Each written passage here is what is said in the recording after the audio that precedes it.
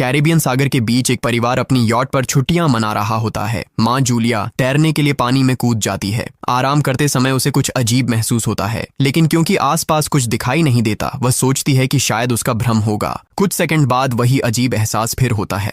इस बार भी कुछ नजर नहीं आता, लेकिन अब वह घबरा जाती है और यॉट की तरफ तैरना शुरू करती है। तभी अचानक कोई उसकी टांग खींचने लगता है और वह मदद के लिए जोर जोर से चिल्लाने लगती है। उसकी बेटी कैसी हेडफोन लगाकर म्यूजिक सुन रही होती है, इसलिए उसे कुछ सुनाई नहीं देता। पति टॉम और बेटा बेन मछली पकड़ने में व्यस्त होते हैं। जूलिया पानी के ऊपर टिकने की कोशिश करती है, लेकिन मुंह में पानी जाने की वजह से चिल्लाना मुश्किल हो जाता है। थोड़ी देर बाद टॉम को एहसास होता है कि काफी देर से उसने जूलिया को नहीं देखा। वह यॉट पर उसे ढूंढता है और फिर अपनी पत्नी को खतरे में देख लेता है। वह बच्चों को बुलाता है, यॉट को उस तरफ ले जाता है और पानी में कूद जाता है। जल्दी से जूलिया तक पहुंचकर उसे संभालता है और यॉट की ओर तैरता है। बच्चे दोनों को ऊपर खींच लेते हैं। परिवार जूलिया को संभालता है, लेकिन जूलिया खुद को समझाती है कि शायद लहरों की वजह से ऐसा हुआ होगा। रात को सब मिलकर बेन का जन्मदिन मनाते हैं। कैसी को उसके बॉयफ्रेंड का कॉल आता है, तो वह लैपटॉप लेकर बाहर चली जाती है। वीडियो कॉल में उसका बॉयफ्रेंड दिखाता है कि शहर के ऊपर बड़े बड़े काले बादल छा गए हैं। कॉल ग्लिच होकर फ्रीज हो जाती है।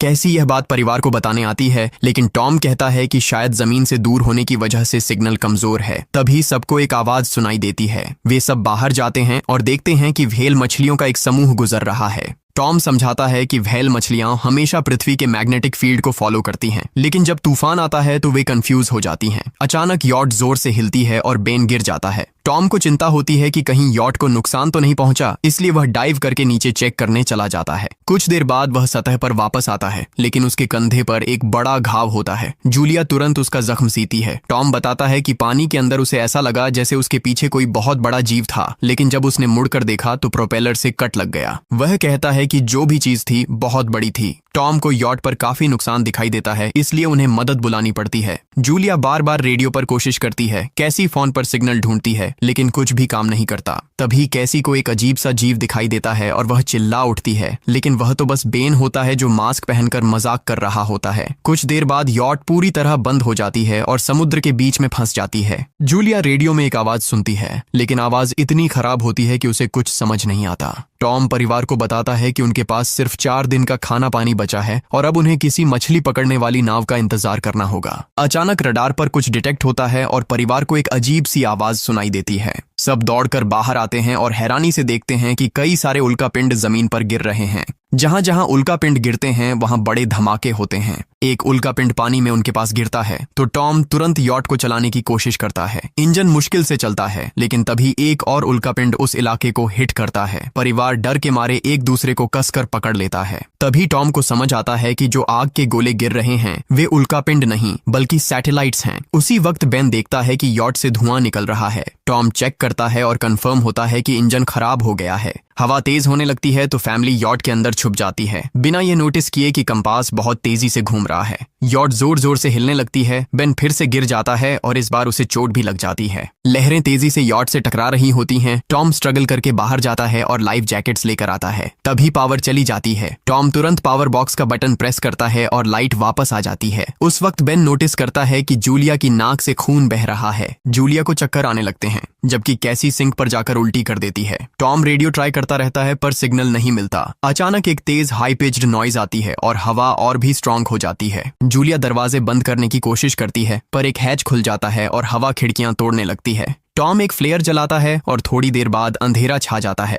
अगली सुबह फैमिली शॉक में उठती है कि वो स्टॉर्म से बच गए हैं, लेकिन यॉट आधी तबाह हो गई होती है। जब वो बाहर आते हैं तो देखते हैं कि समुद्र का पानी गायब हो गया है और यॉट अब जमीन पर अटकी है। सब ये देखकर शॉक में आ जाते हैं। कैसी सिग्नल चेक करती है पर नेटवर्क बिल्कुल डाउन होता है। बेन 2 मरे हुए केकड़ों से खेलने लगता है। टॉम कंपास चेक करता है और देखता है कि वो उल्टा हो गया है। ये आखिरी बार 7 लाख साल पहले हुआ था। कैसी को लगता है कि उसका बॉयफ्रेंड मर गया होगा और वो टूट जाती है। जब जूलिया उसे समझाने आती है तो कैसी उसे दूर कर देती है और छुपने चली जाती है। जूलिया और टॉम बची हुई सप्लाईज देखते हैं। बेन अपने बर्थडे बलून्स एक पत्थर से बांध देता है ताकि शायद कोई बचा हुआ सर्वाइवर देख ले। टॉम फिर रेडियो ट्राई करता है और इस बार एक आदमी से कनेक्शन हो जाता है। उसका नाम नाव होता है और वो एक सबमरीन का कैप्टन होता है। उसकी सबमरीन भी लैंड पर अटक गई है। वो कंफर्म करता है कि मैग्नेटिक पोल्स रिवर्स हो गए हैं, इसलिए ओशन पीछे हट गया है और जमीन डूब गई है। वो कहता है कि उसने अभी तक और सर्वाइवर्स नहीं देखे और कम्युनिकेशन सिस्टम्स बिल्कुल डाउन हो गए हैं। वो मजीद ये भी कहता है कि पोल्स फिर रिवर्स होंगे और शायद एक हफ्ते में समुंदर वापस आ जाएगा।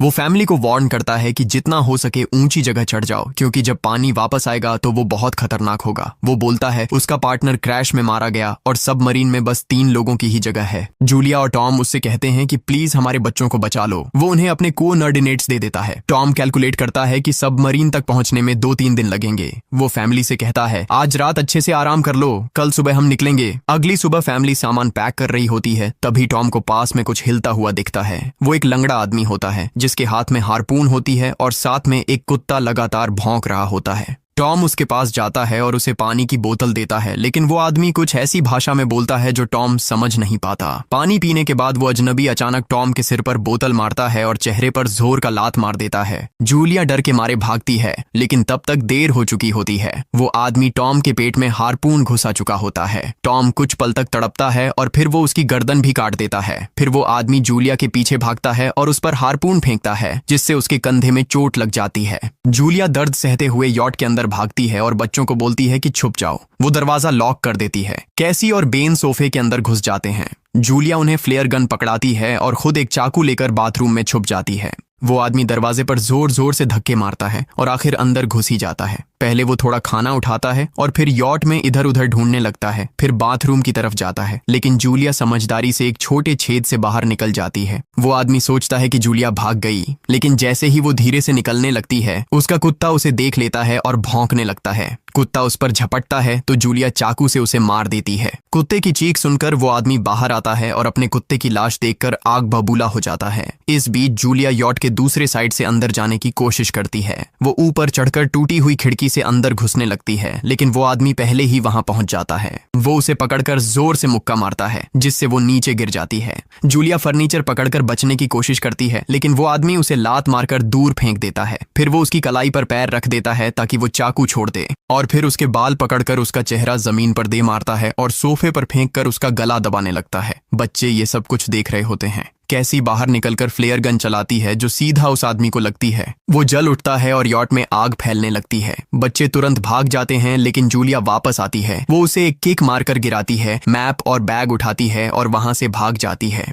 बेन और कैसी अपने पापा के पास जाकर रोने लगते हैं। जूलिया भी उनके साथ बैठ जाती है और तीनों मिलकर आंसुओं के साथ टॉम को आखिरी अलविदा कहते हैं। तभी वो डरावना आदमी फिर यॉट से बाहर निकल आता है तो फैमिली फिर से भागने लगती है। कुछ ही देर में यॉट एक बड़े धमाके के साथ उड़ जाती है। थोड़ी दूर चलने के बाद वो लोग एक छोटे से झरने के पास रुकते हैं ताकि थोड़ा आराम कर सकें। कैसी सोचती है कि शायद वो पागल आदमी उनके पास गुब्बारे देखकर आया था। ये सुनकर बेन खुद को कसूरवार मानने लगता है। जूलिया उसे समझाती है कि इसमें उसकी कोई गलती नहीं थी और सबको आगे बढ़ने को कहती है, क्योंकि वो आदमी अभी भी उनके पीछे है। रास्ते में एक छोटे तालाब के पास बेन एक मरी हुई हैमरहेड शार्क देखकर हैरान रह जाता है। तभी जूलिया नोटिस करती है कि वो आदमी फिर उनके करीब पहुंचने वाला है। सब लोग दौड़ पड़ते हैं और एक रेत के टीले से नीचे गिर जाते हैं, जहां उन्हें जहरीला कचरा दिखाई देता है। फैमिली सावधानी से उसे पार करती है और लगता है कि उन्होंने उस आदमी से पीछा छुड़ा लिया है। चलते चलते उन्हें बड़े बड़े मरे हुए सी एनिमल्स और समुंदर के नीचे जमा हुआ सारा प्लास्टिक दिखने लगता है। बेन धीरे धीरे चलने लगता है तो जूलिया समझ जाती है कि वो डिहाइड्रेशन के करीब है। वो सबको रुकने को कहती है। जब वो पानी की बोतल देखती है तो उसे झटका लगता है। बोतल में पानी लगभग खत्म हो चुका होता है। कैसी को एहसास होता है कि शायद उसने बोतल ठीक से बंद नहीं की थी। जूलिया गुस्से में चिल्लाती है कि उसकी लापरवाही की वजह से पानी खत्म हो गया।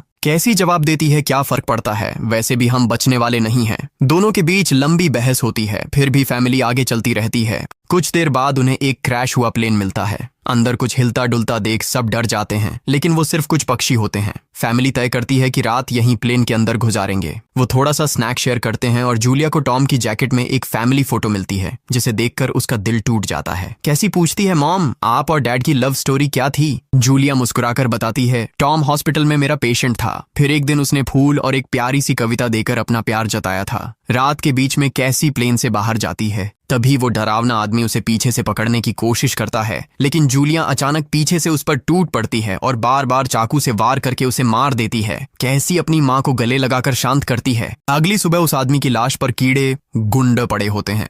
फैमिली नोटिस करती है कि उसके शरीर पर कई काटने के निशान हैं, मतलब इस एरिया में कोई खतरनाक जीव छिपा हुआ है। जैसे ही वो लोग वहां से निकलते हैं, केकड़े उसके मुंह से बाहर निकल आते हैं। कुछ घंटों बाद जूलिया और कैसी मैप देख रही होती हैं, लेकिन बेन धीरे से आगे निकल जाता है। जूलिया चिल्लाती है, रुक जाओ, लेकिन बेन एक तालाब में झुककर पानी पीने लगता है। जूलिया तुरंत उसे खींचकर बाहर निकालती है और समझाती है कि अनजान पानी उसे बीमार कर सकता है। धूप बहुत तेज हो जाती है तो फैमिली अपने सिर कपड़ों से ढक लेती है। बेन को चक्कर आने लगते हैं। तभी उन्हें कुछ पुराने कुर्सियां मिलती हैं और जूलिया कैसी उनसे एक टेम्पररी शेल्टर बना लेती हैं। जूलिया बेन को इंजेक्शन लगाती है और तय करती है कि वो रात वहीं बिताएंगे। सुबह जूलिया एक अजीब सी आवाज सुनकर उठती है।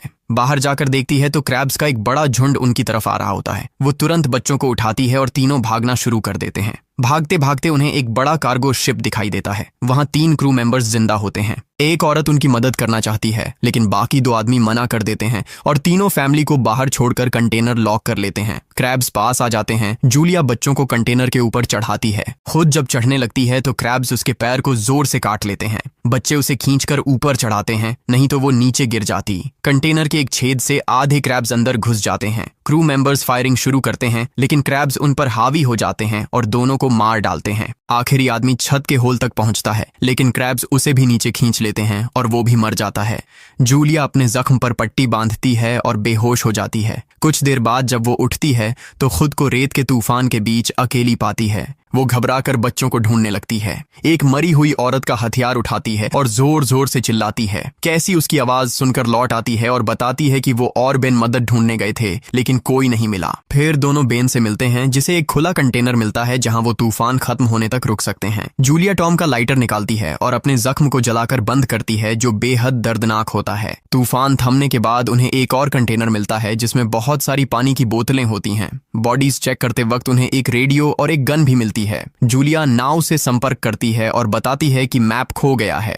इस पर नाव बताता है कि उन पर आर्थ्रोपॉड्स ने हमला किया था, वो अब इसके जीव हैं, जो ऑक्सीजन की वजह से पूरी तरह पागल हो चुके हैं। अब नाव फैमिली को जल्दी करने को बोलता है, क्योंकि उसके इंस्ट्रूमेंट्स ने कैलकुलेट किया है कि समुद्र उम्मीद से ज्यादा जल्दी वापस आएगा और उनके पास सिर्फ कुछ घंटे बचे हैं। वो एक फ्लेयर शूट करता है और फैमिली उस दिशा में चलना शुरू करती है। लंबी वॉक के बाद फैमिली को एक टूटा हुआ टॉयलेट मिलता है जिसमें बेन पेशाब करता है। अब वो लोग आखिरकार सबमरीन को पास ही देख लेते हैं, लेकिन वहां पहुंचने के लिए उन्हें एक बड़ा चट्टानी रास्ता पार करना होगा। जैसे ही वो रास्ते से गुजरते हैं, दीवारें हिलने लगती हैं और पत्थर गिरने लगते हैं, जिससे एक भयानक रॉक स्लाइड हो जाता है। जूलिया तुरंत अपने बच्चों को साइड में धक्का देती है और खुद भी पीछे हट जाती है ताकि कुचली न जाए। अब एक पत्थर की दीवार उनके बीच आ गई है। जूलिया बच्चों से कहती है कि वो बिना उसके आगे बढ़ जाए, लेकिन कैसी मना करती है और जोर देती है कि उसकी माँ को चढ़ने की कोशिश करनी चाहिए। बहुत बहस होती है और चिल्लाने के बाद जूलिया वादा करती है कि वो बाद में अपने बच्चों को ढूंढ लेगी। मजबूर होकर कैसी अपने भाई को खींचकर आगे ले जाती है।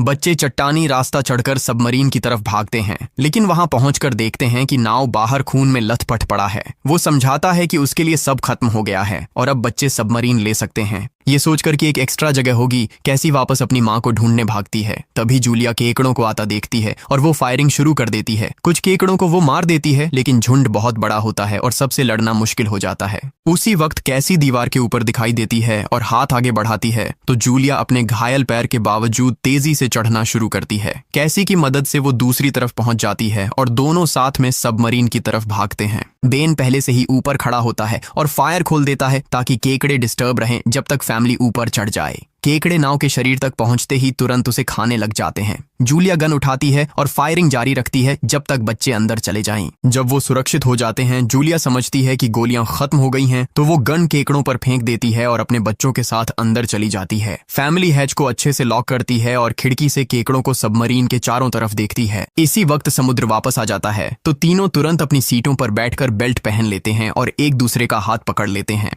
तेज लहरें सबमरीन को जोर जोर से इधर उधर फेंकना शुरू कर देती हैं, जिससे जूलिया को पूरी जर्नी के विजन दिखने लगते हैं और कैसी उल्टी कर देती है।